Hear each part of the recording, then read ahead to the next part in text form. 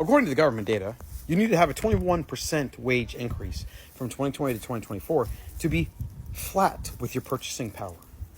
21%. You need to be making 21% more money to just be in the same place that you were. Now, we know that's according to government data. It's actually probably closer to like 33% or even 50%. If you look at some things, they've actually doubled or tripled in price. Look at the cost of OJ, right? We know that eggs, milk, all the staples that we consume, power, your energy bill, utilities, car insurance, this year alone, 22%, right?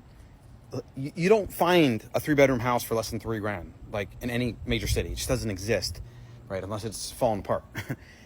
This is the result of the government printing money and increasing the debt, and we pay for it, right? And until people wake up to the reality of this and stop voting for more bigger government, which is generally on the left, because Democrats are about more spending, bigger government, conservatives are about less, and they're all morons, but at least one is less moronic because they're spending less generally. I mean, unless we go to war, because then that's a problem, right? So buy Bitcoin, buy hard real assets, and control your spending. Try to store away your financial energy as much as possible. That's why I love Bitcoin, because it's forced savings. You buy Bitcoin, you just keep buying it, no matter the price. You don't pay attention, you don't sell, you don't trade it.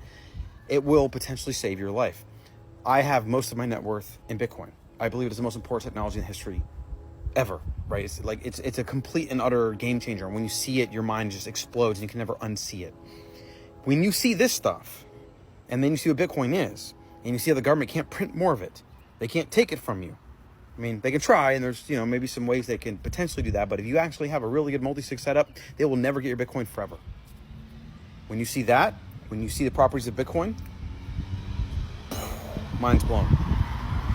And I hope you don't see it too late, because this is not sustainable. Every currency in the history of mankind has collapsed. Every single one, right? US dollar, British pound sterling has been around the longest, these two. They've collapsed like 99.5, 0.7%, whatever. So they basically have collapsed, even though we still use them.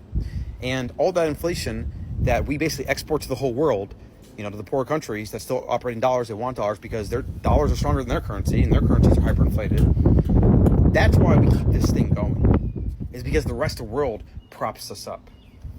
And then, of course, we have money printing, quantitative easing, all the phony nonsense that happens on Wall Street with the government and the banks and whatever. And yeah, we've been able to benefit. America has been able to benefit. But the bill is going to come due.